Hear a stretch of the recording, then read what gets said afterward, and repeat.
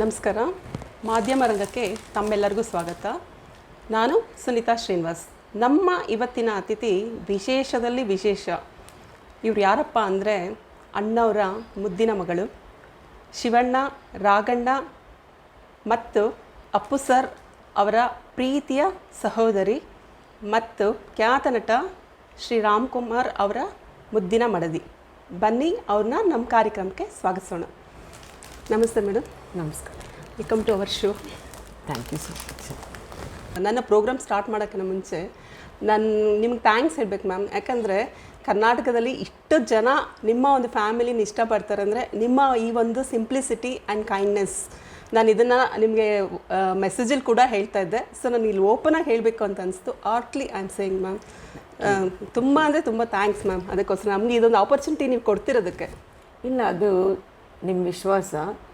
ಯಾಕೆಂದರೆ ನೀವು ಒಂದು ಸಲ ನಮ್ಮ ಹತ್ರ ಮಾತಾಡಿದ್ಮೇಲೆ ನಾವು ಅದಕ್ಕೆ ವಾಪಸ್ ಹೇಳಲಿಲ್ಲ ಅಂದರೆ ನಮಗೂ ಬೇಜಾರಾಗ್ತಿರುತ್ತೆ. ಎಲ್ಲೋ ಒಂದು ಕಡೆ ಅವ್ರು ಕೇಳಿದಾಗ ನಾವು ಇನ್ನೂ ಅವ್ರಿಗೆ ನಾವು ಆನ್ಸರ್ ಹೇಳಿಲ್ಲ. ಕರೆಕ್ಟ್. ಯಾಕೆಂದರೆ ನೀವು ನಮ್ಮ ಹತ್ರ ಏನು ಕೇಳೋಕ್ಕೆ ಫೋನ್ ಮಾಡ್ತೀರಾ? It's nothing. ವಿ ಜಸ್ಟ್ ನಮ್ಮ ಬಗ್ಗೆ, ನಮ್ಮ ಫ್ಯಾಮಿಲಿ ಬಗ್ಗೆ ತಿಳ್ಕೊಬೇಕು ಅನ್ನೋ ಒಂದು ಆಸೆ ಅಷ್ಟೇ. ಸೊ ಅದನ್ನು ಹಂಚ್ಕೊಳ್ಳೋದ್ರಲ್ಲಿ ಏನೂ ನಮಗೆ ಕಷ್ಟ ಇಲ್ಲ. ಬಟ್ ಒಂದು ಒಳ್ಳೆ ಟೈಮ್ ಬೇಕಾಗತ್ತೆ. ಅದಕ್ಕೋಸ್ಕರ ಸ್ವಲ್ಪ ಅಲ್ಲ, ಎಲ್ಲರಿಂದನೂ ನಾವು ಈ ಒಂದು ರೆಸ್ಪಾನ್ಸ್ ಸಿಕ್ಕಿರಲ್ಲ. ಸೊ ಅದರಿಂದ ಅದು ನನಗೆ ತುಂಬಾ ಖುಷಿ ಆಯಿತು. ಇಲ್ಲ, ಆ್ಯಂಡ್ ಮೋರೋವರ್ ಯಾಕೆ ಜನ ನಿಮ್ಮನ್ನು ಇಷ್ಟಪಡ್ತಾರೆ ನಿಮ್ಮ ಫ್ಯಾಮಿಲಿನ ಅಂದರೆ ಇದೇ ರೀಸನ್ ಅಂತ ಇಲ್ಲ. ಇಲ್ಲ, ಜನಗಳಿಂದನೇ ನಮಗೆ ಏನೇ ಆದರೂ ಇವತ್ತು ಸಿಕ್ಕಿರೋದು. ಯಾಕಂದ್ರೆ ನಾವು ಮನೇಲಿರೋ ಹೌಸ್ ವೈಫ್ ಅಷ್ಟೇ ನಾವೆಲ್ಲ. ನಮ್ಮನ್ನು ಗುರುತಿಸಿ ನಮ್ಮ ಹತ್ರ ಬಂದು ಕೇಳಬೇಕು ಅಂತಂದರೆ ಅದು ನಮ್ಮ ತಂದೆ ತಾಯಿಗೋಸ್ಕರನೇ ಆಗಿರ್ಬೋದು, ಇಲ್ಲ ನಮ್ಮ ಬ್ರದರ್ಸ್ಗೋಸ್ಕರನೇ ಆಗಿರ್ಬೋದು. ನಮ್ಮಿಂದ ಏನಾದರೂ ಒಂದು ವಿಷಯ ತಿಳ್ಕೊಳ್ಬೇಕಂತಲೇ ಯೂಶಲಾಗಿ ಎಲ್ಲರೂ ಫೋನ್ ಮಾಡೋದು, ಇಲ್ಲ ಯಾರಾದರೂ ನಮ್ಮ ಹತ್ರ ಇಂಟರ್ವ್ಯೂ ಕೇಳೋದು. ಸೊ ನಮಗೂ ಒಂದು ಏನಂದರೆ ಅದು ಒಂದು ರೆಸ್ಪಾನ್ಸಿಬಿಲಿಟಿ, ನಮ್ಮ ಕರ್ತವ್ಯ ಕೂಡ. ಯಾಕಂದರೆ ಜನ ನಮ್ಮನ್ನ ಅಷ್ಟು ಪ್ರೀತಿಸ್ತಾರೆ ಅಂದಮೇಲೆ ನಾವು ಅವ್ರ ಕಡೆ ಗಮನ ಕೊಡಲೇಬೇಕು. ಅದಕ್ಕಿಂತ ದೊಡ್ಡ ಕೆಲಸ ನಮಗೆ ಬೇರೆ ಏನಿಲ್ಲ. ಒಳ್ಳೆತನ ಮ್ಯಾಮ್. ಓಕೆ ಮ್ಯಾಮ್, ಸ್ಟಾರ್ಟ್ ಮಾಡೋಣ. ಖಂಡಿತ ಮ್ಯಾಮ್, ನಿಮ್ಮ ಒಂದು ಬಾಲ್ಯದ ದಿನಗಳಿಂದ ಸ್ಟಾರ್ಟ್ ಮಾಡಿ ಮ್ಯಾಮ್. ಯಾಕಂದರೆ ನಾವು ಅಣ್ಣವ್ರನ್ನ ನಾನು ನಿಜವಾಗ್ಲೂ ಎದುರುಗಡೆ ನೋಡೇ ಇಲ್ಲ ನಾನು. ಸೊ ಅಲ್ಲಿಂದ ತಿಳ್ಕೊಬೇಕಂತ ನನ್ನ ಆಸೆ. ಅಣ್ಣ ಅವರು ಮತ್ತು ನಿಮ್ಮ ಒಂದು ಸಹೋದರರು ಮತ್ತು ನಿಮ್ಮ ಇನ್ನೊಬ್ರು ಅಕ್ಕ ಇದ್ದಾರಲ್ಲ, ಇವರು ಎಲ್ಲರ ಜೊತೆ ನಿಮ್ಮ ಒಡನಾಟ ಹೇಗಿತ್ತು? ಯಾವ ಥರ ಇತ್ತು ನಿಮ್ಮ ಬಾಲ್ಯ? ಅಲ್ಲಿಂದ ಶುರು ಮಾಡೋಣ. ನಮ್ಮ ಬಾಲ್ಯ ಅಂದರೆ ನಮಗೆ ಬುದ್ಧಿ ಬಂದಾಗಿಂದ ನಾವಿದ್ದಿದ್ದು ಚೆನ್ನೈಯಲ್ಲಿ, ಓಕೆ, ಟ್ರಸ್ಟ್ಪುರಂ ಕೊಡಂಬಕಂ ಮನೆಯಲ್ಲಿ ನಾವಿದ್ದಿದ್ದು. ನಮ್ಮದು ತುಂಬು ಕುಟುಂಬ. ಓಕೆ. ನಮ್ಮ ತಂದೆ ತಂಗಿಯರು, ಅವ್ರ ಮಕ್ಕಳು ಎಲ್ಲ ನಮ್ಮ ಜೊತೆಗೆ ಬೆಳೆದಿದ್ದು, ಅವ್ರ ತಮ್ಮನ ಮಕ್ಕಳು ಬೆಳೆದಿದ್ದು ನಮ್ಮ ಜೊತೆಗೆ. ಹಾಗೆ ನಮ್ಮ ತಾಯಿ ಕಡೆಯಿಂದ ನಮ್ಮ ಚಿಕ್ಕಮ್ಮದಿರು, ಅವ್ರ ಮಕ್ಕಳು, ನಮ್ಮ ಮಾವನ ಮಕ್ಕಳು ಎಲ್ಲ ಮನೆಗೆ ಬಂದು ಹೋಗೋರು. ಓಕೆ. ಸೊ ಹಿಂಗೆ ನಾವು ಬೆಳೆದಿರೋದು. ಸೊ ಜಾಯಿಂಟ್ ಫ್ಯಾಮಿಲಿಯಲ್ಲೇ ಇತ್ತು? Yeah it's a big huge joint family. ಎಲ್ಲ ಒಟ್ಟಿಗೆ ಅಂದರೆ ನಮ್ಮ ತಂದೆ ಅವ್ರ ತಂಗಿ ಮಕ್ಕಳು ನಾವು ಎಲ್ಲ ಒಟ್ಟಿಗೆ ಸ್ಕೂಲ್ಗೆ ಹೋಗ್ತಾ ಇದ್ದಿದ್ದು. ಓಕೆ. ಸೊ ಒಂದು 26 ಜನ ಇದ್ವಿ ನಾವು. ಅಪ್ಪು ಸರ್ ಅವಾಗ? ಅಪ್ಪು ಹುಟ್ಟಿದ್ದೆ 75 ಓಕೆ. ನೀವು ಅಲ್ಲಿ? ನನಗೆ ಅವಾಗ 7 ವರ್ಷ. Okay okay. ಹುಟ್ಟಿದಾಗ 7 ವರ್ಷ. ಓಕೆ. ಸೊ ಹಂಗಾಗಿ ನಾವು ಸುಮಾರು ದಿವಸ ಅಂದರೆ ನಾವು ಬೆಳಿಬೇಕಾದ್ರೆ ಅವನು ಹುಟ್ಟಿದಾಗ ನಮಗೆ ಅವನೊಂದು ಮಗು. ಓಕೆ. ನಮಗೆಲ್ಲರಿಗೂ ನೆನಪಿದೆ. ಅವನು ಹೆಂಗೆ ಬೆಳೆದ, ಹೇಗೆ ಎಲ್ಲ ನೆನಪಿದೆ ನಮಗೆ. Okay okay. ಮತ್ತು ಅಣ್ಣವರು ಯಾವ ಥರ ಅಂದರೆ ಈಗ ಅವರು ಫಿಲಮ್ ಎಲ್ಲ, ಅಮ್ಮ ಇರ್ಬೋದು, ಅಣ್ಣವ್ರು ಇರ್ಬೋದು, ಫುಲ್ ಬ್ಯುಸಿ ಇರ್ತಿದ್ರು. ಸೊ ಬರೀ ನೀವುಗಳೇ ಎಲ್ಲ ಇಷ್ಟು ಅಂದರೆ ಯಾವ ಥರ ನಿಮ್ಮ ಒಂದು ದಿನಗಳು? ನಮ್ಮ ತಂದೆ ತಾಯಿ ಯೂಶಲಾಗಿ ಶೂಟಿಂಗ್ಗೆ ಹೋಗ್ತಾಯಿದ್ರು ಔಟ್ಡೋರ್ಸು. ಸೊ ಚೆನ್ನೈಯಲ್ಲಿ ಇದ್ದಿದ್ದು ನಮ್ಮ ಅಜ್ಜಿ, ನಮ್ಮ ತಂದೆಯವ್ರ ತಾಯಿ, ಹಾಗೆ ನಮ್ಮ ತಂದೆಯವ್ರ ಒಬ್ಬರು ತಂಗಿ, ದೊಡ್ಡ ತಂಗಿ ಇದ್ರು. ಚಿಕ್ಕ ತಂಗಿಯವ್ರು ಹೋಗ್ಬಿಟ್ಟಿದ್ರು. ಸೊ ಅವ್ರ ಮಕ್ಕಳು ನಮ್ಮ ಮನೇಲೇ ಇದ್ರು. ಬಾಲರಾಜ್? ಹೌದು, ಅವ್ರ ತಾಯಿ ಹೋಗ್ಬಿಟ್ಟಿದ್ರು. ಸೊ ಅವ್ರ ಮಕ್ಕಳೆಲ್ಲರೂ ಇದ್ರು ನಮ್ಮ ಮನೇಲೆ. ಸೊ ನಮ್ಮ ಅತ್ತೆ, ನಮ್ಮ ಅಜ್ಜಿ ಅವರೇ ನೋಡ್ಕೊತಾ ಇದ್ದಿದ್ದು ನಮ್ಮ ಮನೆಯಲ್ಲಿ. ಹಂಗಾಗಿ ನಾವೆಲ್ಲ ಅಲ್ಲೇ ಇದ್ವಿ. ಸೊ ಅವರೇ ನಮ್ಮನ್ನ ಬೆಳೆಸಿದ್ದು. ನಮ್ಮ ತಂದೆ ತಾಯಿ ಶೂಟಿಂಗ್ ಮಧ್ಯ ಎಲ್ಲ ಫ್ರೀ ಸಿಕ್ಕಿದಾಗೆಲ್ಲ ಬಂದಿರೋರು ಅಷ್ಟೆ. ಸೊ ಯಾವಾಗ ನೀವು ಮೂವ್ ಆಗಿದ್ದು ಬ್ಯಾಂಗ್ಳೂರಿಗೆ? ಬ್ಯಾಂಗ್ಳೂರಿಗೆ ಮೂವ್ ಆಗಿದ್ದು ನಮ್ಮ ಅಕ್ಕನ ಮದುವೆ ಆದಮೇಲೆ. ಓಕೆ. ನಮ್ಮ ಅಕ್ಕನ ಮದುವೆ ಆದಮೇಲೆ ಸ್ವಲ್ಪ ಹೋಗ್ತಾ ಬರ್ತಾ ಇರ್ತಿದ್ವಿ. ಬೆಂಗಳೂರಿಗೆ ಜಾಸ್ತಿ. ಓಕೆ. ಇಲ್ಲಾಂದ್ರೂ ಇನ್ ಬಿಟ್ವೀನ್ ಹಾಲಿಡೇಸ್ ಯಾವಾಗಲೂ ನಾವು ಬೆಂಗಳೂರಿಗೆ ಬಂದಿದ್ದೀವಿ. ಎಲ್ಲ ಯಾವ ಶೂಟಿಂಗ್ ನಡೀತಿದೆ ಆ ಟೈಮಲ್ಲೆಲ್ಲ ನಾವು ಅಟೆಂಡ್ ಮಾಡಿದ್ದೀವಿ. ಓಕೆ. ಕರೆಸ್ತಾ ಇದ್ರು ಮಕ್ಕಳನ್ನೆಲ್ಲ. ಅದೊಂದು ಟ್ರಿಪ್ ನಮ್ಮದು. ಇವಾಗ ಎಲ್ಲರೂ ಅಲ್ಲಿ ಇಲ್ಲಿ ಬೇರೆ ಊರುಗಳಿಗೆ ಹೋಗ್ತೀವಿ, ಬಟ್ ಆವಾಗ ಹಂಗೆಲ್ಲ ಇಲ್ಲ. ನಮಗೆ ಚೆನ್ನೈಯಿಂದ ಬೆಂಗಳೂರಿಗೆ ಬರೋದೇ ಒಂದು ದೊಡ್ಡ ಟ್ರಿಪ್ಪು. ಬಂದು ಇಲ್ಲಿಂದ ನಮ್ಮ ಊರಿಗೆ ಗಾಜನೂರಿಗೆ ಅಲ್ಲೊಂದು 15 ದಿವಸ, ಇಲ್ಲೊಂದು 15 ದಿವಸ. ಅದೇ ನಮ್ಮ ಹಾಲಿಡೇಸ್. ಓಕೆ. ಓಕೆ. ನೀವು ಯಾರ ಮುದ್ದಿನ ಮಗಳು ಅಂತ ಕೇಳ್ಬೋದಾ? ಅಣ್ಣವ್ರದ ಅಮ್ಮ? ಇನ್ಫ್ಯಾಕ್ಟ್ ಚಿಕ್ಕ ವಯಸ್ಸಲ್ಲಿ ನಾನು ನೋಡಿದ ಮಟ್ಟಿಗೆ ನಮ್ಮ ತಾಯಿ ಸ್ವಲ್ಪ ಸ್ಟ್ರಿಕ್ಟ್ ಆಗಿದ್ರು. ಅಂದರೆ ಒಳ್ಳೆ ರೀತಿಲಿ ಇರಲೇಬೇಕು ಅನ್ನೋದೊಂದು. ಬಟ್ ನಮ್ಮ ತಂದೆಗೆ ಸ್ವಲ್ಪ ನಾನು ಅವ್ರಿಗೆ ವೀಕ್ನೆಸ್ ನಾನು ಅಷ್ಟೇ. ಬಿಕಾಸ್ ಅಪ್ಪು ಇನ್ನೂ ಹುಟ್ಟಿರ್ಲಿಲ್ಲ ಆಗ. ಹಂಗಾಗಿ ಅವ್ರಿಗೆ ಸ್ವಲ್ಪ ಜಾಸ್ತಿ ಅವ್ರು ನಾನು ಹೇಳ್ದಂಗೆ ಕೇಳ್ತಿದ್ರು ಆ ಥರ. ಓಕೆ. ಸೊ ಅಪ್ಪು ಸರ್ ಹುಟ್ಟಿದ ಮೇಲೆ ಯಾವ ಥರ ಚೇಂಜಸ್ ಆಯಿತು ನಿಮ್ಮಲ್ಲಿ? ನಾಟ್ ಮಚ್ ಚೇಂಜಸ್ ತುಂಬ ಇರಲಿಲ್ಲ. ಯಾಕಂದರೆ ನಮ್ಮ ತಂದೆಗೆ ಒಂದು ಕಡೆ ಯಾವಾಗಲೂ ಇರ್ತಾ ಇತ್ತು, ಮುದ್ದು ಮಾಡಿ ಮತ್ತೆ ಅವನು ಹುಟ್ಟಿದ ಮೇಲೆ ಎಲ್ಲೋ ಕಡಿಮೆ ಆದಂಗೆ ಅನಿಸ್ಬಾರ್ದು ನನಗೆ ಅನ್ನೋದೊಂದು ಇತ್ತು ಅವ್ರಿಗೆ ಯಾವಾಗಲೂ. ಸೊ ಅವರು ಹಂಗೆ ನೋಡ್ಕೊಂಡು ಅವ್ರು ಯಾವ ಮಕ್ಕಳಲ್ಲೂ ಭೇದ ಭಾವ ಮಾಡೇ ಇಲ್ಲ. ಬಟ್ ನಾವು ಸ್ವಲ್ಪ ಚಿಕ್ಕವರು ಅನ್ನೋದು ಒಂದು ಆಸೆ ಅವರಿಗೆ ಇತ್ತು ಯಾವಾಗಲೂ. ಯಾವ ಥರ ಇದ್ರು ಮ್ಯಾಮ್ ಅವ್ರ ಅಪ್ಪು ಸರ್? ಸಣ್ಣ ವಯಸ್ಸಿಂದ ಯಾವ ಥರ, ಅಂದರೆ ನಿಮ್ಮ ಜೊತೆ ತುಂಬ ಕ್ಲೋಸ್ ಇದ್ರು ಅಂತ ಕೇಳ್ಪಟ್ಟಿದ್ದೀನಿ. ಹೌದು. ನಿಮಗೆ ಅವ್ರಿಗೆ ಸ್ವಲ್ಪ ಡಿಫ್ರೆನ್ಸ್ ಕಮ್ಮಿ ಇದ್ದಿದ್ರಿಂದ, ಯಾಕಂದರೆ ಇವ್ರಿಗೆಲ್ಲ ಶಿವಣ್ಣ ಅವ್ರಿಗಿಂತ ತುಂಬ ಚಿಕ್ಕವರಲ್ವ ಅಪ್ಪು ಅವರು. ಹೌದು. ಸೊ ಅದರಿಂದ ನಿಮ್ಮ ಜೊತೆ ತುಂಬ ಒಂದು ಕ್ಲೋಸ್ನೆಸ್ ಇತ್ತು. ಅಂದರೆ ಅವನು ಎಲ್ಲರ ಕೈಯಲ್ಲೂ ಇರ್ತಿದ್ದ. ಅವನು ಎಲ್ಲರ ಕೈ, ಯಾಕಂದರೆ ಅವನೇ ಚಿಕ್ಕ ಮಗು ಅಲ್ಲ. ನಾನು ಫಸ್ಟ್ ಟೈಮ್ ನೋಡಿದ್ದು ನಮ್ಮ ಮನೇಲಿ ಒಂದು ಮಗು ಅಂತ ನೋಡಿದ್ದೆ. ಸೊ ಬಟ್ ನನಗೆ ಅವನಿಗೆ ಯಾಕೆ ಅಷ್ಟು ಕ್ಲೋಸ್ ಅಂದರೆ ನಾನು ಲಾಸ್ಟ್ ಆಗಿದ್ದರಿಂದ ಆಗ ನಾನು ಜಾಸ್ತಿ ನನಗೇನಂದ್ರೆ ಬಂದ ತಕ್ಷಣ ಅದೇ ಕೆಲಸ, ಅವನ ಜೊತೆ ಇರಬೇಕು, ಅವನ್ನ ನಾನೇ ನೋಡ್ಕೊಬೇಕಾದ್ರೆ ಅವ್ನು ನನ್ನ ತಮ್ಮ. ಓಕೆ. ಈ ಥರ ಒಂದು ಇದು ಜಾಸ್ತಿ ಇತ್ತು ನನಗೆ. ಊಟ ಮಾಡಿಸೋದು ಪ್ರತಿಯೊಂದು ಮಾಡಿದ್ದೀರಾ? ನಮ್ಮ ಅಜ್ಜಿ ಯಾವಾಗಲೂ ಇಟ್ಕೊಂಡಿರೋರು ಅವನ್ನ.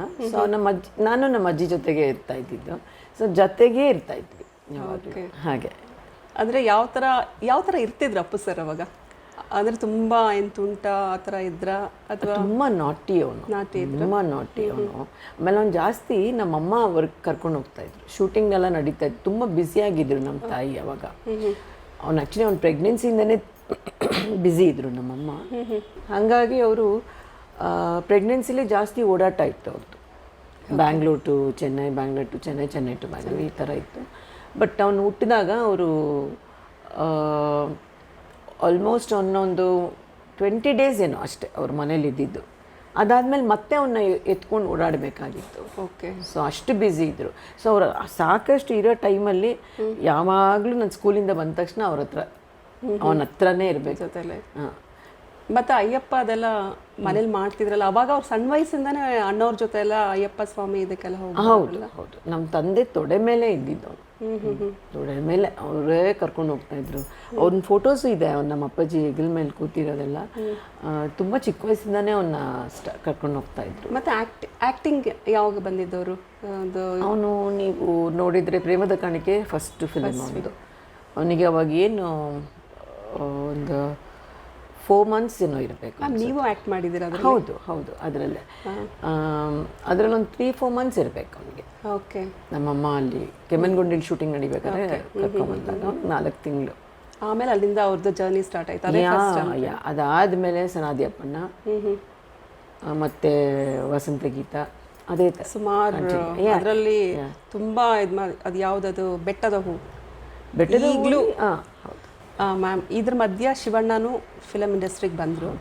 ಸೊ ಅದು ಅವ್ರದ್ದು ಹೇಗೆ? ಅವರು ಅಂದರೆ ಫಿಲಮ್ ಇಂಡಸ್ಟ್ರಿಗೆ ಬರಬೇಕು ಅನ್ನೋದು ಅವ್ರಿಗೆ ಇಂಟ್ರೆಸ್ಟ್ ಇತ್ತು ಅಥವಾ ಅವರು MBBS ಏನೋ ಮಾಡ್ತಿದ್ರು ಅನ್ನೋದು ಕೇಳ್ಪಟ್ಟಿದ್ದೀನಿ. ಇಲ್ಲ, ಅವರಲ್ಲ ಅವ್ರು ಆ್ಯಕ್ಚುಲಿ ಅವರು ಕ್ರಿಕೆಟರ್ ಆಗಬೇಕನ್ನೋ ಆಸೆ. Okay. He was into sports. Okay.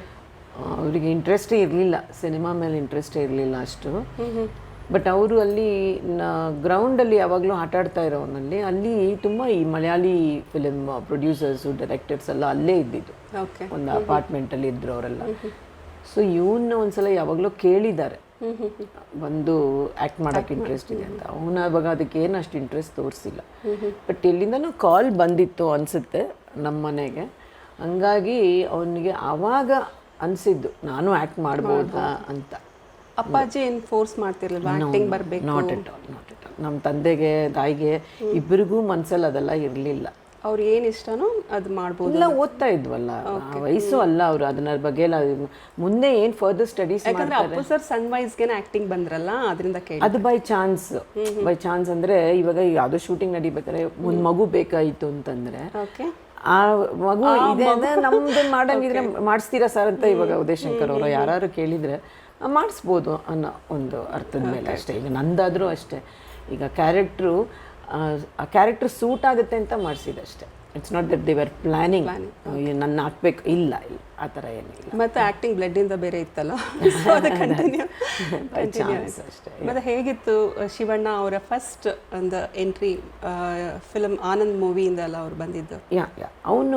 ಅವ್ರು ಮಾಡಬೇಕು ಅಂದಾಗ ನಮ್ಮ ತಂದೆಯವರು ಫಸ್ಟು ಅವನಿಗೆ ಹೇಳಿದ್ದು ಇನ್ಸ್ಟಿಟ್ಯೂಟ್ಗೆ ಹೋಗಿ ನೀವು ಕಲ್ತು ಬಾ ಅಂತ ನಮ್ಮ ತಂದೆ ಹೇಳಿದ್ದು ಅವನಿಗೆ. ಯಾಕಂದರೆ ಅವರೆಲ್ಲ ರಂಗಭೂಮಿಯಿಂದ ಬಂದಿದ್ದರಿಂದ ಅವ್ರಿಗೆ ಒಂದು ಅಂದರೆ ಟ್ರೆಂಡು ಹೇಗಿದೆ ಅದ್ರ ಬಗ್ಗೆ ತಿಳ್ಕೊಬೇಕು ಪ್ರತಿಯೊಬ್ಬ ಆ್ಯಕ್ಟ್ರು. ಈಗ ಬ್ಲಡ್ಡಲ್ಲಿದೆ ಅದೆಲ್ಲ ಸೆಕೆಂಡ್ರಿ. ಹೌದು, ಫಸ್ಟು ನಾವೇನು ಕಲಿತೀವಿ, ಯಾಕಂದರೆ ಇವಾಗ ಏನು ಮಾಡಬೇಕು, ಹೇಗೆ ಮಾಡಬೇಕು. ಯಾಕಂದರೆ ಶಿವಣ್ಣ ಎಲ್ಲ ಥರ ಸಿನಿಮಾನು ನೋಡ್ತಾ ಇದ್ದ. ಓಕೆ, ಅಲ್ಲಿ ಚೆನ್ನೈಲಿ ಇದ್ದಿದ್ದರಿಂದ ತಮಿಳು, ತೆಲುಗು, ಇಂಗ್ಲೀಷು, ಕನ್ನಡ ಅಫ್ಕೋರ್ಸ್ ನೋಡ್ತಿದ್ವಿ, ಮಿಕ್ಕಿದ ಲ್ಯಾಂಗ್ವೇಜ್ ಎಲ್ಲ ಸೊ ಅಪ್ಪಾಜಿಗೆ ಏನಂದರೆ ತಿಳ್ಕೊಬೇಕಾಗಿರೋ ವಿಷಯ ತುಂಬ ಇರುತ್ತೆ, ಫಸ್ಟ್ ಅದು ತಿಳ್ಕೊಂಡು ಬರಲಿ. ಓಕೆ, ಸೊ ಇನ್ಸ್ಟಿಟ್ಯೂಟ್ ಜಾಯಿನ್ ಆಗಬೇಕು ಅಂತ ಹೇಳಿದರು. ಚೆನ್ನೈಯಲ್ಲೇ ಜಾಯಿನ್ ಆಗಿದ್ರು ಶಿವಣ್ಣ. ಸೊ ಅದಾದಮೇಲೆ ಅಂದರೆ ಟ್ರೈನಿಂಗ್ ಮುಗಿಸಿದ್ಮೇಲೆ ಅವರು ಮುಗಿಸಿದ್ಮೇಲೆ ಕತೆ ಮಾಡಿದ್ಮೇಲೆ ಅವರು ಸ್ಟಾರ್ಟ್ ಮಾಡಿ. ಓಕೆ, ಅಲ್ಲಿಂದ ಅವರ ಒಂದು ಜರ್ನಿ ಸ್ಟಾರ್ಟ್ ಆಯಿತು. ಆಮೇಲೆ ಎಲ್ಲ ಮೂವೀಸ್ ಕೂಡ ಒಂದ್ರ ಮೇಲೆ ಒಂದು ಸೂಪರ್ ಸ್ಟಾರ್ ಆಗೋದ್ರು ಅವರು, ಒಂದು ಹಿಟ್ ಮೂವೀಸ್ ಎಲ್ಲ ಕೊಟ್ಟು. ಆಮೇಲೆ ರಾಘಣ್ಣ ಬಂದಿದ್ದ ಅನ್ಸುತ್ತಲ್ಲ, ನಂಜುಂಡಿ ಕನ್ಯೆ. ರಾಘೂರು MBS ಮಾಡಿದ್ದಿದ್ದು ಆ್ಯಕ್ಚುಲಿ. ಓಕೆ, ಮಾಡಿದ್ರು ಅವ್ರು? ಮಾಡಿದ್ರು ಅಂದರೆ ಒಂದು ವರ್ಷ ಮಾಡ್ದ. ಓಕೆ, ಅದಾದಮೇಲೆ ಅವನಿಗೆ ಸೇಮ್ ಇದೇ ಥರ ಸ್ವಲ್ಪ ಈ ಕಡೆ ಗಮನ ಫಿಲ್ಮ್ ಅವ್ರು ಮಾಡಿದ್ರಲ್ಲ, ಸೊ ಹಾಗೆ ಹಂಗಾಗಿ ಅವನು ಕೂಡ ಹಿ ಆಲ್ಸೋ.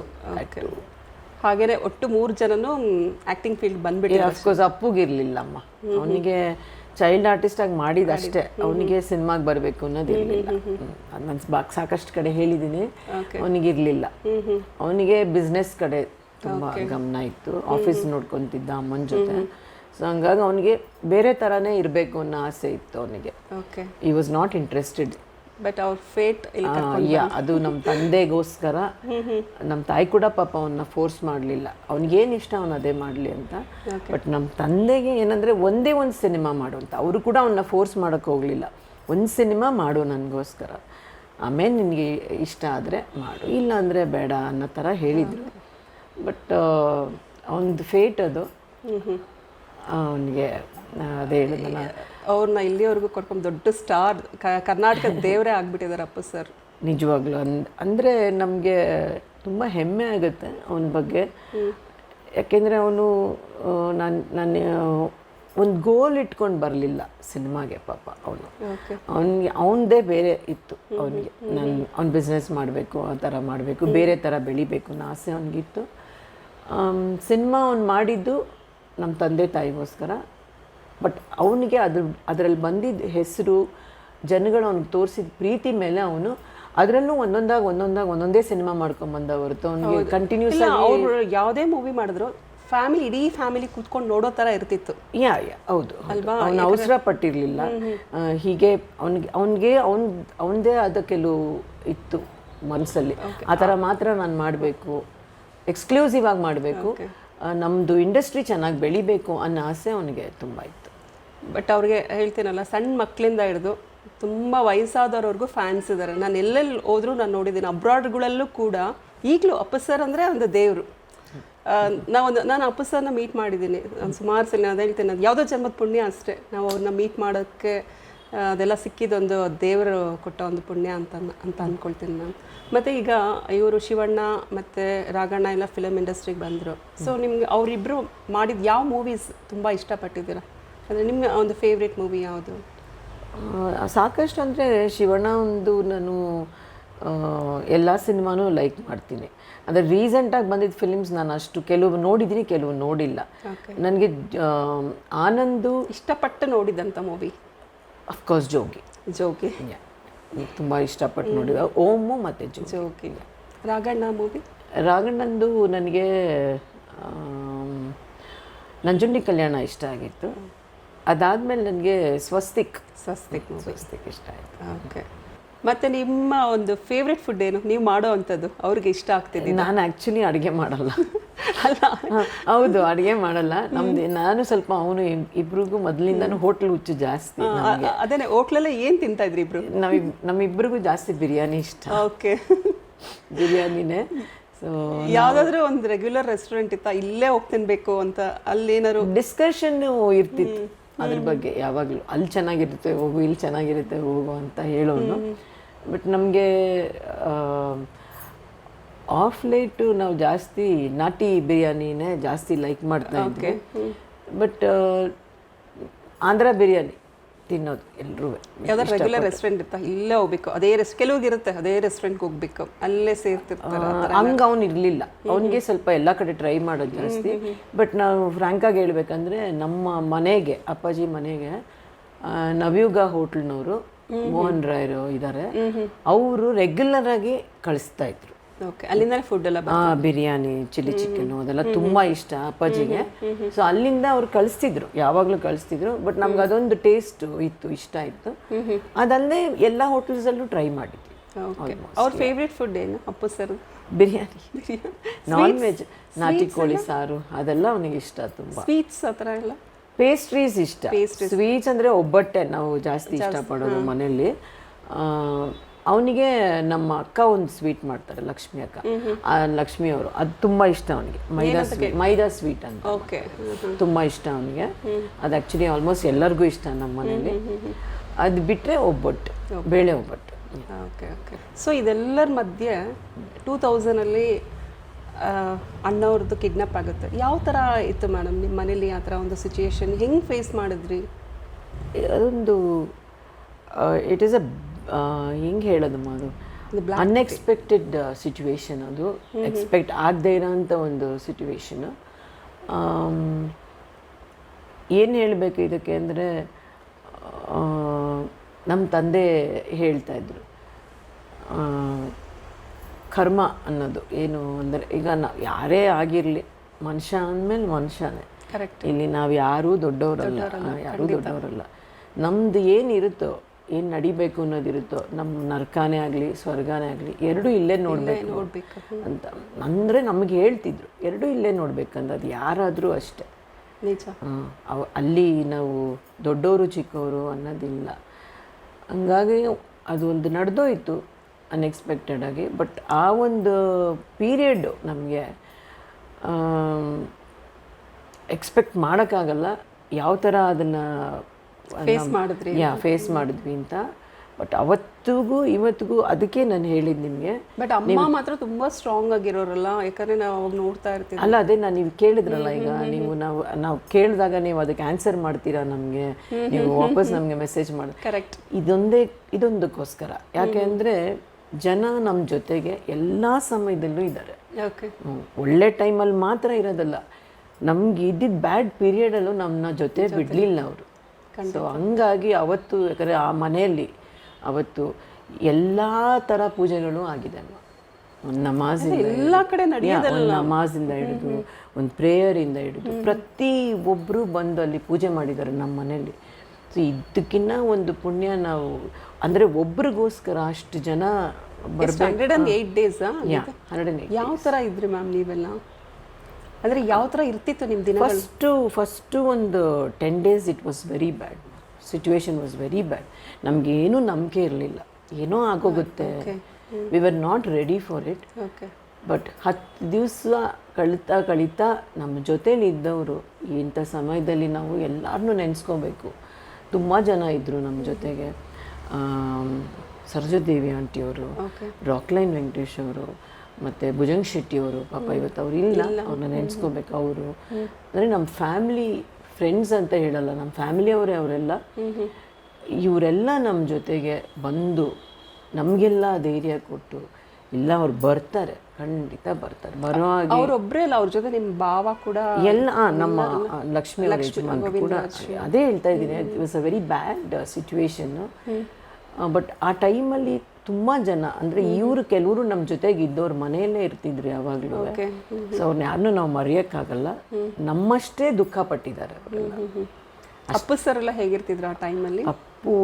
ಅಪ್ಪುನ ನನಗೆ ನೆನ್ಸ್ಕೊಳ್ಳೋ, ಅವನು ನಾನು ಸ್ವಲ್ಪ ಜಾಸ್ತಿ ಹತ್ತು ಇದ್ದೀವಿ. ಒಂಥರ ಒಳಗಡೆ ಭಯ ಕೂಡ ಹಿಂಗಾಗೋಯ್ತು. ಯಾಕಂದ್ರೆ ನಮಗೆ ಮನಸ್ಸಲ್ಲಿ ಇದು ಏನು ನಡೀತಿದೆ ಅನ್ನೋದೇ ಅರ್ಥ ಆಗ್ತಾ ಇರಲಿಲ್ಲ. ಆ ಥರ ಅಟ್ಲೀಸ್ಟ್ ಶಿವಣ್ಣ, ರಾಘು ಅವರೆಲ್ಲ ಅವ್ರಿಗೆ ಅರ್ಥ ಆಗ್ತಾ ಇತ್ತು ಅಮ್ಮನ ಹತ್ರ ಮಾತ್ರ. ಬಟ್ ನನಗೆ ಅವನಿಗೆ ಇನ್ನೂ ನಮಗೆ ಅದನ್ನು ನಂಬೋಕ್ಕೆ ಆಗ್ತಾ ಇಲ್ಲ. ಓಕೆ, ಆ ಭಯನೇ ತುಂಬ ಇತ್ತು ನನಗೆ. ಅವ್ರು ಹೊರಗಡೆ ಬರೋವರೆಗೂ ಏನಪ್ಪ ಅನ್ನೋ ಥರ. ಯಾಕಂದರೆ ಆಮೇಲೆ ಅವ್ರು ಅಣ್ಣವ್ರದ್ದು ರಿಲೀಸ್ ಆಯಿತು 108 days ಆದಮೇಲೆ ಬಂದರು. ಅವ್ರು ನಿಮ್ಮ ಜೊತೆ ಎಲ್ಲ ಶೇರ್ ಮಾಡೋರ ಏನೇನು, ಯಾವ ಥರ ಅಲ್ಲಿ ಅವ್ರ ಎಕ್ಸ್ಪೀರಿಯನ್ಸ್ ಇತ್ತು, ಅಂದರೆ ಯಾವ ಥರ ಕಷ್ಟಪಟ್ಟರು ಆ ವೀರಪ್ಪನ ಜೊತೆ ಎಲ್ಲ ಅಂತ ಹೇಳೋರ ಅಥವಾ? ಇಲ್ಲ, ಕೆಲವು ವಿಷಯಗಳು ಮಾತ್ರ ಅವರು ಹಂಚ್ಕೊಂಡಿದ್ದಾರೆ. ಅಂದರೆ ಏನೇನು ಮಾಡಿದ್ರು ಅನ್ನೋದು, ಅಂದರೆ ನಮ್ಮ ಹತ್ರ ಟಿ ವಿನಲ್ಲಿ ಮಾತಾಡಿದ್ದು ಅಂಥ ವಿಷಯಗಳು ಹಂಚ್ಕೊಂಡ್ರು ಹೊರತು ಅಲ್ಲಿ ಅವ್ರು ಏನು ಯಾವ ಥರ ಕಷ್ಟ ಕೊಟ್ಟಿದ್ದು ಅದನ್ನೂ ಅವ್ರು ನಮ್ಮ ಹತ್ರ ಹೇಳಲಿಲ್ಲ. ಬಟ್ ಅವ್ರನ್ನ ನೋಡಿದಾಗ ನಮಗೆ ಅನಿಸುತ್ತೆ, because he had become weak ಆಗಿದ್ರು. ಮೈಂಡ್ ಒಂಥರ ಅವ್ರಿಗೆ mentally he was disturb. For some time he was disturb. ಅವ್ರಿಗೆ ಕೆಲವು ಸಲ ಏನು ಮಾತಾಡಬೇಕು, ಹೇಗೆ ಹೇಳೋದು ಅನ್ನೋದು ಅವ್ರಿಗಿತ್ತು. ಅದರಲ್ಲೂ ಕೂಡ ತುಂಬ ವಿಷಯಗಳು ಅವರು ಮಾತಾಡಿಲ್ಲ. ನಮ್ಮ ತಾಯಿ ಹತ್ರ ಸಹ ಹೇಳಿಲ್ಲ ಪಾಪ. ಯಾಕಂದರೆ ನಮ್ಮ ತಾಯಿಗೆ ಅವ್ರಿಗೆ ಮೇಯ್ನಾಗಿ ಬೇಕಾಗಿದೆ ಅಂದರೆ ನಮ್ಮ ತಾಯಿನ ಫಸ್ಟ್ ನೋಡಬೇಕಿತ್ತು ಅವರು. Okay, I think he missed her very bad. ಯಾವಾಗಲೂ ಜೊತೆಲೇ ಇರೋರಲ್ಲ ಅವರು. ಆಮೇಲೆ ಆ ಮೂಮೆಂಟ್ ಇದೆಯಲ್ಲ, ಅಷ್ಟು ದಿವಸ ನಮ್ಮಮ್ಮನ ಬಿಟ್ಟಿದ್ದವರು. ಆಮೇಲೆ ನಮ್ಮಮ್ಮ ಮನೇನ ಇಟ್ಕೊಂಡಿದ್ದ ರೀತಿ, ಅಷ್ಟು ಜನ, because he was the only person who knew. ಅವರೊಬ್ಬರಿಗೆ ಗೊತ್ತಿದ್ದಿದ್ದು ಯಾವ ಥರ ನಮ್ಮಮ್ಮ ಎಲ್ಲರನ್ನೂ ತಡೆದಿದ್ದಾರೆ. ಯಾಕಂದರೆ ಮಕ್ಕಳನ್ನ ಒಂದು ಕಡೆ ನೋಡ್ಕೊಳ್ಳೋದಲ್ಲದೆ ಜನಗಳನ್ನ ನೋಡ್ಕೊಬೇಕಲ್ಲ, ಜನಗಳಿಗೆ ಆನ್ಸರ್ ಹೇಳಬೇಕಲ್ಲ. ಅವ್ರು ಆ್ಯಕ್ಚುಲಿ ಇನ್ಸ್ಪಿರೇಷನ್ ಎಲ್ಲರಿಗೂ. ಯಾಕಂದರೆ ತುಂಬ ಒಂಥರ ಸ್ಟ್ರಾಂಗ್ ಲೇಡಿ ಎಲ್ಲ ಫೀಲ್ಡಲ್ಲೂ. ಅಂದರೆ ಆವಾಗಿನ ಕಾಲದಲ್ಲಿ ಕಷ್ಟ ಅಲ್ವಾ ಮ್ಯಾಮ್, ಒಂಥರ ಎಲ್ಲ ಒಂಥರ ಈ ಒಂದು ಫಿಲಮ್ದು ಮನೆದು ನೋಡಿಕೊಂಡು ಹೊರಗಡೆನೂ ಬ್ಯಾಲೆನ್ಸ್ ಮಾಡೋದು. ಖಂಡಿತ. ಅವಾಗೆಲ್ಲ ಅವರಿಬ್ಬರು ಹೇಗೆ ಅಂದರೆ, ಅಪ್ಪಾಜಿ ಅಮ್ಮ ಹೆಂಗೆ ಅಂದರೆ, there were so many things. ಅವರಿಬ್ಬರಲ್ಲಿ ಎಷ್ಟೋ ವಿಷಯಗಳಿದೆ, ಅವರಿಬ್ಬರೇ ಮ್ಯಾನೇಜ್ ಮಾಡೋಕ್ಕೆ ಸಾಧ್ಯ. ಅವರಿಬ್ಬರಿಗೆ ಮ್ಯಾನೇಜ್ ಮಾಡೋಕ್ಕೆ ಸಾಧ್ಯ. ಅದನ್ನು ನಮ್ಮ ತಾಯಿ ಹತ್ರ ಮಾತ್ರ ಅವ್ರು ಹಂಚ್ಕೊತಾ ಇದ್ದಿದ್ದು, ನಮ್ಮ ತಂದೆ ಏನೇ ವಿಷಯ ಆಗಲಿ. ಯಾಕಂದರೆ ಅವ್ರಿಗೆ ಗೊತ್ತು ನಮ್ಮಮ್ಮನೇ ಅದನ್ನ ಸರಿ ಮಾಡೋದು ಅಂತ. ಅಂದರೆ ಇದು ಯಾವುದೇ ಒಂದು ಮೂವಿ ಎಲ್ಲ ಜೊತೆಲಿ ಇದ್ದೇ ಇರೋರ ಅವ್ರಿಗೆ. ಈ ವೀರಪ್ಪನ ವಿಷಯಕ್ಕೂ ನಾನು ಹೇಳ್ತಾ ಇದ್ದೀನಿ, ಎಲ್ಲೋ ಒಂದು ಕಡೆ ನಮ್ಮ ತಂದೆಗೆ ಧೈರ್ಯ ಇದ್ದಿದ್ದು ಅಮ್ಮನ ಮೇಲೆ. Okay, she will sustain somehow, she will do something. ಏನೋ ಮಾಡ್ತಾರೆ. ಅಮ್ಮನ ಮೇಲೆ ಅವರಿಗೆ ಅಷ್ಟು ನಂಬಿಕೆ, ಅಲ್ಲಿ ಯಾರಿಗೂ ತೊಂದರೆ ಆಗಲ್ಲ, ಅವಳು ನೋಡ್ಕೋತಾಳೆ ಅನ್ನೋದೊಂದು ಧೈರ್ಯ ಇತ್ತು ನಮ್ಮ ತಂದೆಗೆ. ಸೊ ಅಲ್ಲಿಂದ ಬಂದಮೇಲೆ ತುಂಬ ದಿನ ತಗೊಂಡ್ರ ಅವರು? ಸ್ವಲ್ಪ ದಿವಸ ನಾರ್ಮಲ್ ಬರೋಕ್ಕೆ ತುಂಬ ದಿನ ಆಗಲಿಲ್ಲ, ಒಂದು ವಾರ, 1 week. ಯಾಕಂದರೆ ಪಬ್ಲಿಕ್ನ ಮೀಟ್ ಮಾಡ್ತಾ ಸರಿ ಹೋದ್ರು. ಯಾಕಂದರೆ ಅವ್ರಿಗೆ ಫಸ್ಟು ಮೇನ್ ಜನ ಹೆಂಗಿದಾರೋ ಏನೋ ಅನ್ನೋದು ಯಾವಾಗಲೂ ಇತ್ತು ಅವರಿಗೆ. ಇದೆಲ್ಲ ಆದ್ಮೇಲೆ ಅಪ್ಪು ಸರ್ ಫಿಲ್ಮ್ಗೆ ಎಂಟ್ರಿ ಆಗ್ತಾರೆ 2001 ಅನ್ಸುತ್ತಲ್ಲ. ಅದಕ್ಕೆ ಅವರು ಕೇಳಿದಾಗ ಕೂಡ ಅವನು ಇಷ್ಟ ಇಲ್ಲದೆ ಇದ್ರು ಮಾಡ್ತೀನಿ ಅಂತ ಹೇಳಿದ್ದು ಅದಕ್ಕೋಸ್ಕರ, ನಮ್ಮ ತಂದೆಗೋಸ್ಕರ.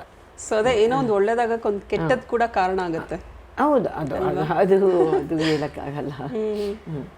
ಮತ್ತೆ ಯಾವ ಥರ ಅವ್ರದ್ದು ಒಂದು ಫಿಲಮ್, ಅಂದರೆ ಅವ್ರ ಒಂದು ಮೂವೀಸ್ ಜರ್ನಿ ಅಲ್ಲಿಂದ ಸ್ಟಾರ್ಟ್ ಆಗಿತ್ತು?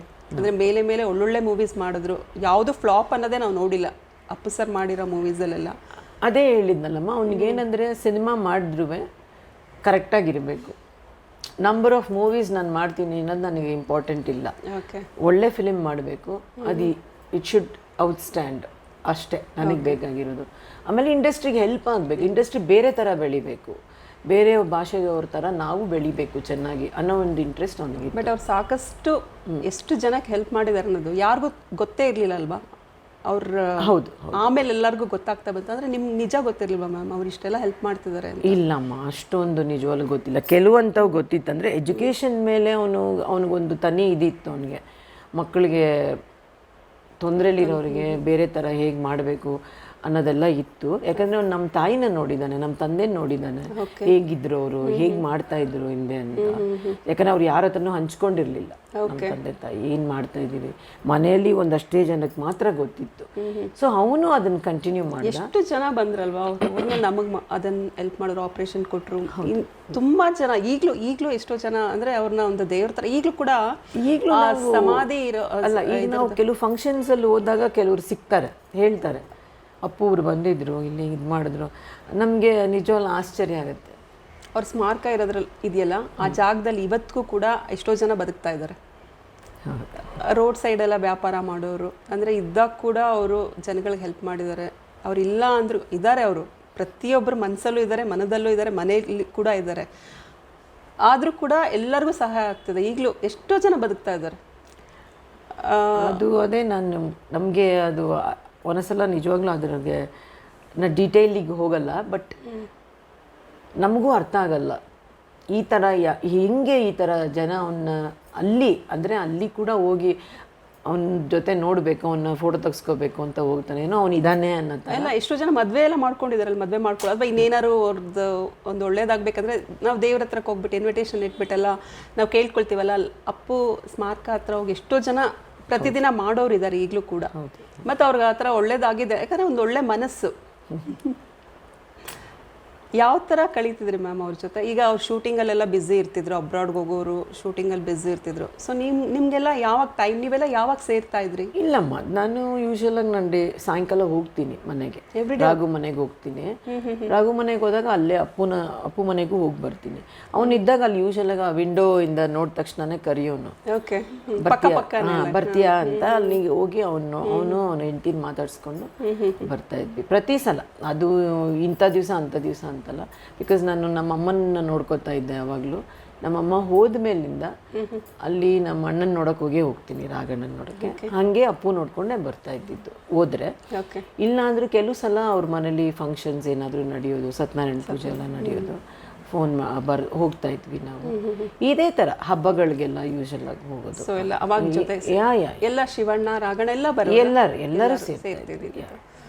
ಓಕೆ. ಮತ್ತು ಈಗ ಏನಾಗಿದೆ ಅಂದರೆ ಯಾವುದೇ ಒಂದು ಪ್ರೋಗ್ರಾಮ್ ಮಾಡಿದ್ರು ನಾವು ಫಸ್ಟ್ ಒಂದು ದೇವ್ರ ಮುಂದೆ ದೀಪ ಹಚ್ಬಿಟ್ಟು ಆ ಥರ ಒಂದು ಪ್ರೋಗ್ರಾಮ್ನ ಸ್ಟಾರ್ಟ್ ಮಾಡ್ತೀವಿ. ಬಟ್ ಈಗ ಏನಾಗಿದೆ ಅಂದರೆ ಎಲ್ಲೇ ಪ್ರೋಗ್ರಾಮ್ ಆದರೂ ಫಸ್ಟ್ ಅಪ್ಪು ಸರ್ ಅವ್ರ ಫೋಟೋಗೆ ಒಂದು ದೀಪ ಹಚ್ಬಿಟ್ಟು ಅಲ್ಲಿಂದ ಪ್ರತಿಯೊಬ್ಬರು ಒಂದು ದೇವ್ರ ಥರ ನೋಡ್ತಾರೆ, ಇನ್ಕ್ಲೂಡಿಂಗ್ ನಾನು ಕೂಡ.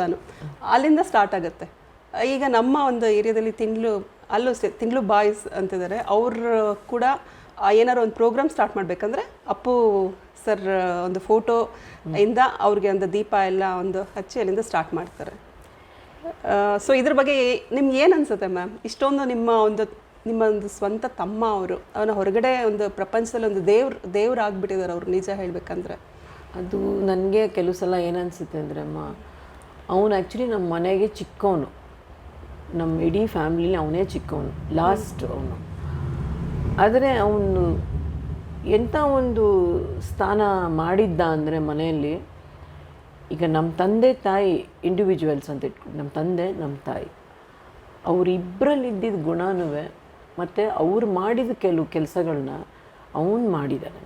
ಸೊ ನನ್ನ ಪ್ರಕಾರ ನಮ್ಮ ಮನೆಯಲ್ಲಿ ಅವನು ದೊಡ್ಡ ಮನುಷ್ಯ ಅಂತ ನಾನು ಹೇಳ್ತೀನಿ. ನಮ್ಮ ಮನೆಯಲ್ಲಿ, ನಮ್ಮ ಫ್ಯಾಮಿಲಿ ನನಗನ್ಸಿದ್ದು ದೊಡ್ಡ ಮನುಷ್ಯ. ಫ್ಯಾಮಿಲಿಗೆ ಅಲ್ಲ ಮೇಡಮ್, ಇಡೀ ಕರ್ನಾಟಕ ಏನೋ ಹೊರಗಡೆ ಕೂಡ, ಹೊರ ದೇಶದಲ್ಲಿ ಕೂಡ ಅಪ್ಪು ಸರ್ ಅಂದರೆ ಅವ್ರು ಮಾಡಿರೋ ಅಲ್ಲ. ಅದೇ ನಾನು ಹೇಳಕ್ಕೆ ಬರ್ತಿರೋದು, ಚಿಕ್ಕವನಾದ್ರೂ ತುಂಬ ದೊಡ್ಡತನ, ದೊಡ್ಡ ಬುದ್ಧಿ, ವಿಶಾಲವಾದ ಮನಸ್ಸು ಅವನಿಗಿತ್ತು. ಅದನ್ನೇ ಜನ ಅವನಲ್ಲಿ ಗುರುತಿಸಿದ್ದಾರೆ ಅಂತ ನನಗೆ ಅನ್ಸುತ್ತೆ. ಹಂಗಾಗಿ ಅವನ ಮೇಲೆ ಅವ್ರು ಅಷ್ಟೊಂದು ಪ್ರೀತಿ. ಅದೇ ಅಂತೀನಿ, ನನಗೆ ಅವನಿಗೆ ಅಕ್ಕ ಆಗಿರೋದು ನಮ್ಮ ಪುಣ್ಯ ಎಷ್ಟಿದೆಯೋ ನಂಗೆ ಗೊತ್ತಿಲ್ಲ. ಆದರೆ ಅವನ ಪಕ್ಕದಲ್ಲಿ ನಾವು ನೋಡ್ದಿದ್ರು ಕೂಡ ಪ್ರತಿಯೊಬ್ಬರಲ್ಲೂ ಅವನ್ನ ನೋಡ್ತೀವಿ, ಅಷ್ಟೇ ನಂಗೆ ಹೇಳಕ್ಕೆ ಸಾಧ್ಯ. ಅವ್ರಿಗೆ ಕೋಪ ಏನು ಬರ್ತಿಲ್ವ ಮ್ಯಾಮ್? ಯಾಕಂದರೆ ಯಾವಾಗಲೂ ನಗ್ತಾನೆ ಇರೋರು, ನಗು ಮುಖದಲ್ಲೇ ನಾವು ನೋಡ್ತಿದ್ದಿದ್ದು. ತುಂಬ ಅವನಿಗೆ ಅಂದರೆ ಅವನು ಚೇಂಜ್ ಆಗಿದ್ದು ಹೇಗೆ ಅಂತ ನನಗೆ ಇವತ್ತು ಗೊತ್ತಿಲ್ಲಮ್ಮ. ತುಂಬ ಕೋಪ ಅವನಿಗೆ, ಮುಂಗೋಪ ಅವನಿಗೆ. ಬಟ್ ಅದೆಲ್ಲ ಅವನು ಯಾವಾಗ ಅದೆಲ್ಲ ಕಂಟ್ರೋಲ್ ಮಾಡ್ತಾ ಇದ್ದ, ಹೆಂಗೆ ಚೇಂಜ್ ಆದ, ನಮ್ಗೆ ಯಾವುದೂ ನನಗೆ ಸುಳಿವೆ. ಯಾರೇ ಅವನು ಮೀಟ್ ಮಾಡಿದ್ರು ನಗ್ನಗ್ತಾ ಮಾತಾಡ್ಸೋರು. ಮತ್ತು ನಾನು ಸುಮಾರು ವಿಡಿಯೋಸ್ ಎಲ್ಲ ನೋಡ್ತೀನಿ, ಮನೆ ಹತ್ರ ಊಟ ಮಾಡ್ಕೊಂಡು ಹೋಗಿ, ಅಲ್ಲಿ ಯಾವುದೋ ಒಂದು ಹೋಟೆಲ್ ಇದು ಮಾಡಿಬಿಟ್ರು, ಅಲ್ಲಿ ಹೋಗಿ ನೀವೆಲ್ಲ ಊಟ ಮಾಡ್ಕೊಂಡು ಹೋಗಿ, ಯಾಕ್ರೆ ಇಲ್ಲಿ ಬಂದು ಸುಮ್ಮನೆ ಇದು ಮಾಡ್ತೀರಾ ನೀವು, ಪಾಪ ಕೆಲಸದ್ದು ಅದೆಲ್ಲ ನೋಡ್ಕೊಳ್ಳಿ ಹೋಗಿ ಅದು ಹತ್ರ ಅವ್ರಿಗೆ ಅಡ್ವೈಸ್ ಮಾಡ್ತಿರೋರು. ಅವನು ಚಿಕ್ಕ ವಯಸ್ಸಿಂದ ನೋಡಿದಾನಮ್ಮ, ನಾನು ಚಿಕ್ಕ ವಯಸ್ಸಿಂದ ನೋಡಿದ್ದಾನೆ. ಜನ ಬರ್ತಾ ಇದ್ರು ಅಪ್ಪಾಜಿಗೆ ಹೇಗೆ ಬರ್ತಾ ಇದ್ರು, ಯಾವ ಥರ ಬರ್ತಾ ಇದ್ರು ಅವ್ನು ನೋಡಿದ್ದಾನೆ. ಹಂಗಾಗಿ ಅವನು ಅಷ್ಟೆಲ್ಲ ಅವನಿಗೆ ತಿಳುವಳಿಕೆ ಇತ್ತು, ಓಕೆ, ಹೆಂಗೆ ಟ್ರೀಟ್ ಮಾಡಬೇಕು, ನಾವು ಯಾಕೆ ಹಿಂಗಿರ್ಬೇಕು, ಅವ್ರು ನಮ್ಮನ್ನು ಯಾಕೆ ಸ್ಪೆಷಲ್ ಆಗಿ ನೋಡಬೇಕು, ಬೇಡ ನಾವು ಅವ್ರ ಥರನೇ, ಅವ್ರಿಗೆ ಗೊತ್ತಾಗಬೇಕದು ನಾವು ನಾರ್ಮಲ್ ಮನುಷ್ಯರು, ನಾವೇನು ತುಂಬ ದೊಡ್ಡವರಲ್ಲ. ಯಾಕಂದರೆ ಈ ಥರ ಒಂದು ಬ್ಯಾಕ್ಗ್ರೌಂಡಿಂದ ಬಂದು ಮತ್ತು ಅವರು ಒಂದು ದೊಡ್ಡ ಸೆಲೆಬ್ರಿಟಿ ಆದರೆ ಖಂಡಿತ ಆ ಥರ ಇರೋದಿಲ್ಲ. ಅದು ಅಂದರೆ ಈಗ ಅವ್ರನ್ನ ನೋಡಿ ಎಲ್ರೂ ಕಲ್ತ್ಕೊಳ್ಬೇಕು ಅನ್ನೋದು, ಅಂದರೆ ಪ್ರತಿಯೊಬ್ಬರು ಒಂದು ಇನ್ಸ್ಪಿರೇಷನ್, ಒಂದು ರೋಲ್ ಮಾಡೆಲ್ ಆಗಿ ಅವ್ರನ್ನ ನಾವು ನೋಡ್ಬೇಕಂತಾನೆ ಹೇಳ್ತೀನಿ. ಅದು ಅವನು ಪಡ್ಕೊಂಬಂದಿರೋದು ಮತ್ತು ಅದು ಅವನು ಸಂಪಾದನೆ ಮಾಡಿರೋದು. ನಾವು ನಿಜವಾಗ್ಲೂ ಇದು ಯಾರಿಂದನೋ ಬಂದಿರೋದು ಅಂತಲೂ ನಾನು ಹೇಳಲ್ಲ ಅವನಿಗೆ. ಯಾಕಂದರೆ ಅವನು ಥಿಂಕ್ ಮಾಡ್ತಿದ್ದ ರೀತಿಗೆ ಅವನು ಯಾವಾಗಲೂ ಈಸ್ ವೆರಿ ಫ್ರ್ಯಾಂಕ್, ತುಂಬ ಫ್ರ್ಯಾಂಕ್. ಅವನು ಮಕ್ಕಳ ಜೊತೆ ಎಲ್ಲ ಹೇಗಿರ್ತಿದ್ರು, ಅವ್ರ ಮಕ್ಕಳ ಜೊತೆ ತುಂಬ ಜೋವಿಯಲ್ ಅವನು, ಈಸ್ ವೆರಿ ಜೋವಿಯಲ್. ಮತ್ತು ಮಕ್ಕಳಿಗಾದರೂ ಅಷ್ಟೇ ಸ್ಟ್ರಿಕ್ಟ್ ಫಾದರ್ ಅಂತ ನಾನು ಹೇಳಲ್ಲ, but a very great father. Okay, ಅವ್ರಿಗೆ ಎಂಥ ಒಂದು ಅಂದರೆ ತುಂಬಾ ಗ್ರೇಟ್ ಲಾಸ್. ಅಫ್ಕೋರ್ಸ್ ಅದು ಹೇಳೋಕ್ಕೆ ಆಗಲ್ಲ, ಬಟ್ ಅವನು ಮಕ್ಕಳಿಗೆ ಒಳ್ಳೆ ತಿಳುವಳಿಕೆ ಕೊಟ್ಟಿದ್ದಾನೆ, ನಮಗೆ ಒಳ್ಳೆ ಅಪ್ಬ್ರಿಂಗಿಂಗ್ ಕೊಟ್ಟಿದ್ದಾನೆ. ಇದ್ದಿದ್ದು ಅವ್ನು ಎಷ್ಟು ದಿವಸದಲ್ಲೇ ಅಂಥ ಒಂದು ಅಪ್ಬ್ರಿಂಗಿಂಗ್ ಕೊಟ್ಟಿದ್ದಾನೆ ಅಂದರೆ ನಮ್ಗೆ ಆಶ್ಚರ್ಯ ಆಗುತ್ತೆ. ನಾವು ಯಾರೂ ಆ ಥರ ಮಾಡಿಲ್ಲ, ಎಲ್ಲ ಥರನೂ ಅವ್ರ ಮಕ್ಕಳಿಗೆ ತೋರಿಸಿದ್ದಾನೆ. ಆಮೇಲೆ ಅವ್ರನ್ನ ಹಂಗೆ ಬೆಳೆಸಿದ್ದಾನೆ. ಈಗ ನೀವೇನು ಅವನ್ನ ಡೌನ್ ಟು ಅರ್ತ್ ಅಂತ ಹೇಳ್ತೀರಾ, ಅವನ ಮಕ್ಕಳು ಅದೇ ಭಾಗನೇ. ಖಂಡಿತ ಅಷ್ಟೇ ಪುನಃ ಅವ್ರ ಮಕ್ಕಳಲ್ಲೇ ನೋಡ್ಬೇಕು. ಖಂಡಿತ. ನಿಮ್ಮ ಜೊತೆ ಹೇಗಿದೆ ಮ್ಯಾಮ್ ಆ ಮಕ್ಕಳುಗಳ ಒಂದು? ಚೆನ್ನಾಗಿದ್ದಾರಮ್ಮ, ಚೆನ್ನಾಗಿದೆ. ಹೆಂಡತಿ ಆಗಲಿ ಮಕ್ಕಳಾಗಲಿ ನಾವೆಲ್ಲ ಹಂಗೇ ಇದ್ದೀವಮ್ಮ. ಖಂಡಿತ ಅವನಿದ್ದಾಗ ಹೆಂಗಿದ್ನೋ ಹಂಗೆ ಹೆಂಗಿದ್ದೀವೋ ಈಗಲೂ ಅವನಿದ್ದಾನೆ, ನಾವು ಹಾಗೇ ಇದ್ದೀವಿ ಅವ್ರ ಜೊತೆ, ಅವರು ನಮ್ಮ ಜೊತೆಗೆ ಹಂಗೆ ಇದ್ದಾರೆ. ಖುಷಿ ಆಗುತ್ತೆ ಮ್ಯಾಮ್ ನಿಜವಾಗ್ಲೂ. ನೀವು ಒಂದು ಫ್ಯಾಮಿಲಿ ನೋಡಿದಾಗ ಪ್ರತಿಯೊಬ್ಬರು ಒಂದು ಇನ್ಸ್ಪಿರೇಷನ್ ಆಗೇ ತಗೋತಾರೆ ನಿಮ್ಮ ಫ್ಯಾಮಿಲಿನ. ನಿಮ್ಮ ಇಬ್ಬರು ಮಕ್ಕಳಿದಾರಲ್ಲ, ಧೀರನ್ ಇರ್ಬೋದು, ಧನ್ಯ ಇರ್ಬೋದು, ಇಬ್ಬರು ಕೂಡ ಫಿಲಮ್ ಇಂಡಸ್ಟ್ರಿಗೆ ಬಂದಿದ್ದಾರೆ. ಸೊ ಹೇಗೆ ಅಂದರೆ ಅವ್ರಿಗೆ ಇಂಟ್ರೆಸ್ಟ್ ಇದ್ದು ಬಂದ್ರಾ ಅಥವಾ? ಹೌದು, ಇಬ್ಬರಿಗೂ ಇಂಟ್ರೆಸ್ಟ್ ಇತ್ತು ಅಂತಂದರೆ ಅವರು ಫಸ್ಟು ಕೆಲಸ ಮಾಡ್ತಾಯಿದ್ರು ಇಬ್ಬರೂ. ಧೀರೇನ್ ಇಂಜಿನಿಯರಿಂಗ್ ಮಾಡಿದ್ದಾನೆ, ಕೆನಾಮೆಟ್ಲಲ್ಲಿ ವರ್ಕ್ ಮಾಡ್ತಿದ್ದ. ಅವನಿಗೆ ಜಯಣ್ಣ ಕಡೆ ಜಯಣ್ಣ ಕಂಬೈನ್ಸಿಂದ ಕಾಲ್ ಬಂತು. ಸೊ ಆವಾಗ ಅವನು ಕಾಲ್ ತಗೊಂಡ ಮಾಡಬೇಕು ಅಂತ. ಅವನು ಕೂಡ ಇಲ್ಲಿ ಅಭಿನಯ ತರಂಗ ಅಂತ ಇದೆಯಲ್ಲ, ಅಲ್ಲೋಗಿ ಸ್ವಲ್ಪ ದಿವಸ ಕ್ಲಾಸಸ್ಗೆ ಹೋಗಿ ಆಮೇಲೆ ಸ್ಟಾರ್ಟ್ ಮಾಡಿ. ಆ್ಯಕ್ಟಿಂಗ್ ಆ್ಯಕ್ಚುಲಿ ಅಪ್ಪನಿಂದನೂ ಬಂದಿದೆ, ಅವ್ರಿಗೆ ಈ ಕಡೆ ತಾತನಿಂದ ಕೂಡ ಬಂದಿದೆ. ಏನೇ ಬಂದಿದ್ರು ಕೂಡ ಅಲ್ಲಿಗೆ ಹೋಗಿ ಕಲಿತೆ ಬಂದಿದ್ದು. ಆಮೇಲೆ ಯಾಕಂದರೆ ಮಕ್ಕಳಿಗೆ ಭಾಷೆ ಮೇಲೆ ಒಂದು ಹಿಡ್ತಾ ಬೇಕು. ಸೊ ಹಂಗಾಗಿ ಅಲ್ಲಿಗೆ ಹೋಗಿದ್ದವನು. ಹಂಗೆ ಧನ್ಯಾನೂ ಅಷ್ಟೇ, ಅವಳು ಜರ್ನಲಿಸಮ್ ಮಾಡಿದ್ಲು, ಅವಳು ವರ್ಕ್ ಮಾಡ್ತಿದ್ಲು PR ಹಂಗೆ. ಆಮೇಲಿಂದ ಅವಳಿಗೆ ಆಫರ್ ಬಂತು. ಸೊ ಒಂದು ಮೂವಿಲಿ ಮಾಡಿದ್ದಾರೆ, ನಿನ್ನ ಸನಿ ಹಾಕಿ. ಈಗ ಯಾವ ಮೂವಿಲಿ ಮಾಡ್ತಾ ಇದ್ದಾರೆ? ಇವಾಗ ಕಾಲಪತ್ತರ್ ರೆಡಿ ಇದೆ. ಓಕೆ, ಮತ್ತೆ ಪೌಡರ್ ಅಂತ ಒಂದು ಮಾಡ್ತಾ ಇದ್ದಾರೆ ಈಗ. ಓಕೆ, ಅಂದರೆ ಅವರಿಬ್ಬರು ಫಿಲಮ್ ಇಂಡಸ್ಟ್ರಿಯಲ್ಲೇ ಕಂಟಿನ್ಯೂ ಆಗಬೇಕನ್ನೋದಿದೆ. ಇದೆ, ಕಂಟಿನ್ಯೂ ಆಗಬೇಕನ್ನೋದಿದೆ. ಸ್ವಲ್ಪ ಅವ್ರು ಎಷ್ಟುವರೆಗೂ ಮಾಡಬೇಕಂತ ಅನ್ಕೋತಾರೆ, ಅದಾದಮೇಲೆ ಅವರವರು. ಮ್ಯಾಮ್ ಇಷ್ಟೆಲ್ಲ ಕೇಳ್ತಾ ಬಂದೆ, ಈಗ ನಿಮ್ಮ ಬಗ್ಗೆ ಕೇಳೋಣ ಅಂತ. ಹೇಳಿ. ಪೂರ್ಣಿಮಾ ರಾಜ್ಕುಮಾರ್ ಹೋಗಿ ಪೂರ್ಣಿಮಾ ರಾಮ್ಕುಮಾರ್ ಯಾವಾಗ ಆಗಿದ್ದು? ಇದು ಆಯಿತು, ಸುಮಾರು ವರ್ಷ ಆಯಿತು. ಅಲ್ಲ, ಆದರೂ ಅದು ಎಷ್ಟೇ ವರ್ಷ ಆದರೂ ಅದೊಂದು ಎಲ್ಲ ಒಳ್ಳೆ ಮೆಮೊರೀಸ್ ಅಲ್ವಾ ಮ್ಯಾಮ್?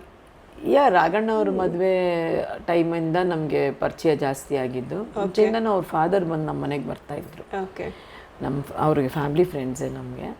ಹಂಗಾಗಿ ಅವಾಗಿಂದ ಅವ್ರನ್ನ ನೋಡಿದ್ದೀನಿ. ಓಕೆ, ಚಿಕ್ಕ ವಯಸ್ಸಿಂದ ನೋಡಿದ್ದೀವಿ ಇಬ್ಬರು ಒಬ್ರಿಗೊಬ್ರು ಆ್ಯಕ್ಚುಲಿ. ಓಕೆ, ಬಟ್ ಜಾಸ್ತಿ ಪರಿಚಯ ಆಗಿದ್ದು ರಾಘಣ್ಣ ಅವ್ರ ಮದುವೆಯಲ್ಲಿ. ಓಕೆ, ಅದಾದಮೇಲೆ ನಮ್ಮ 91 ನಮ್ಮ ಮದುವೆ ಆಗಿದ್ದು. ಓಕೆ, ಅವ್ರು ಆಗ ಇದರ ಆ್ಯಕ್ಟ್ ಮಾಡ್ತಿದ್ರಲ್ಲ ನೀವು? ಆವಾಗ ಒಂದು ಫಿಲಿಮ್ ಮಾಡಿದ್ರು. ಯಾವ ಮೂವಿ ಮಾಡಿದ್ರಾಗ? ಆವೇಶ. ಆವೇಶ ಶಂಕರ್ನಾಗ್ ಅವ್ರ ಜೊತೆ ಒಂದು ಪಿಕ್ಚರ್ ಮಾಡಿದ್ರು. ಅದಾದಮೇಲೆ ಇದು ಮುತ್ತಿನ ಹಾರ, ಅದರಲ್ಲಿ ಒಂದು ಲಾಸ್ಟ್ ಸೀನಲ್ಲಿ ಬರ್ತಾರಲ್ಲ, ಓಕೆ, ಕ್ಯಾರೆಕ್ಟರ್ ಮಾಡಿದ್ದಾರೆ. ಅದಾದಮೇಲೆ ಅವರು ಸೊ ಆ ಟೈಮಲ್ಲೆಲ್ಲ ಪರಿಚಯ ಇದ್ರು ನಿಮಗೆ? ಹೌದು. ಅವ್ರದ್ದು ಯಾವ ಮೂವಿ ನಿಮಗೆ ತುಂಬ ಇಷ್ಟ ಅವ್ರು ಮಾಡಿರೋದ್ರಲ್ಲಿ? ತುಂಬ ಒಂದಂತೂ ತುಂಬ ಫೇಮಸ್. ನನಗೆ ಸ್ನೇಹಲೋಕ ತುಂಬ ಆ್ಯಕ್ಚುಲಿ. ಆ ಸಾಂಗ್ ಇಷ್ಟನಾ? ಸ್ನೇಹಲೋಕ ನಂಬರ್ 1 ಅಂತ ಒಂದು ಮಾಡಿದ್ದಾರೆ, ಅದು ಇಷ್ಟ ನನಗೆ. ಯಾಕಂದರೆ ಸ್ನೇಹಲೋಕದ ಇವಾಗಲೂ ಅದು ಯಾವುದದು ಒಂದು ಹಾಡು ತುಂಬ ಫೇಮಸ್. ಮತ್ತು ಅವ್ರ ಜೊತೆ ಶೂಟಿಂಗ್ ಎಲ್ಲ ಹೋಗ್ತಿದ್ರಾ? ಇಲ್ಲ, ನಾನು ಶೂಟಿಂಗ್ ಅಷ್ಟು ಹೋಗಿಲ್ಲ ಅವ್ರ ಜೊತೆ, ಯಾಕಂದರೆ ಮಕ್ಕಳು ಇದ್ರು ಅವಾಗ, ಸ್ಕೂಲಿಂಗ್ ಎಲ್ಲ ಸ್ಟಾರ್ಟ್ ಆಗಿತ್ತು, ಸೊ ಹಂಗಾಗಿ ಹೋಗ್ತಾ ಇರಲಿಲ್ಲ. ಅವ್ರ ಜೊತೆಗೆ ಹೋಗಿದ್ದು ಕಮ್ಮಿ, ಈಗ ಧನ್ಯದ ಜೊತೆ ಹೋಗ್ಬೇಕಷ್ಟೇ. ಎಷ್ಟು ಮೂವೀಸ್ ಮಾಡಿದ್ದಾರೆ ಮ್ಯಾಮ್ ಅವರು ಸರ್? ಒಂದು 30 ಮೂವೀಸ್ ಮಾಡಿರ್ಬೇಕು ಅನಿಸುತ್ತೆ. 30 ಮೂವೀಸ್ ಮಾಡಿದ್ರು. ಈಗ ಏನು ಮಾಡ್ತಾ ಇದ್ದಾರೆ? ಆ್ಯಕ್ಟಿಂಗ್ ಮಾಡ್ತಿಲ್ವಾ ಈಗ? ಇಲ್ಲ, ಅವ್ರದ್ದೇ ಏನೋ ಒಂದು ಬಿಸ್ನೆಸ್ ಮಾಡ್ತಾ ಇದ್ದಾರೆ. ಬಟ್ ಯಾವ್ದಾದ್ರು ಒಂದು ಒಳ್ಳೆ ಫಿಲಿಮ್ ಬಂದರೆ ಮಾಡಬೇಕಂತ ಮಾಡ್ತಾರೆ, ಖಂಡಿತ ಮಾಡ್ತಾರೆ. ಅಂದರೆ ಹಿ needs a good character in the movie, that is important ಅಷ್ಟೇ. ಮ್ಯಾಮ್, ನಮ್ಮ ಕಾರ್ಯಕ್ರಮಕ್ಕೆ ಬಂದು ನಿಮ್ಮ ಪ್ರತಿಯೊಂದು ನಿಮ್ಮ ಫ್ಯಾಮಿಲಿದಿರ್ಬೋದು, ಅಂದರೆ ನಿಮ್ಮ ಒಂದು ಅಪ್ಪ ಅಜ್ಜಿ ಇದು ಅಮ್ಮಂದು, ಆಮೇಲೆ ನಿಮ್ಮ ಬ್ರದರ್ಸ್ ಬಗ್ಗೆ, ನಿಮ್ಮ ಫ್ಯಾಮಿಲಿ ಬಗ್ಗೆ ಎಲ್ಲ ಮಾತಾಡೋದಕ್ಕೆ ಧನ್ಯವಾದಗಳು ಮ್ಯಾಮ್. ನಿಮಗೂ ಅಷ್ಟೇ ಮಾ, ಥ್ಯಾಂಕ್ ಯು ಫಾರ್ ಇಂಟರ್ವ್ಯೂಯಿಂಗ್ ಮೀ. ಒಳ್ಳೊಳ್ಳೆ ವಿಷಯಗಳನ್ನ ನನಗೂ ನಿಮ್ಮ ಹತ್ರ ಹೇಳ್ಕೊಳ್ಳೋಕ್ಕೆ ಒಂದು ಒಳ್ಳೆಯ ಅವಕಾಶ ಸಿಕ್ತು. Thank you so much. Thank you ma'am.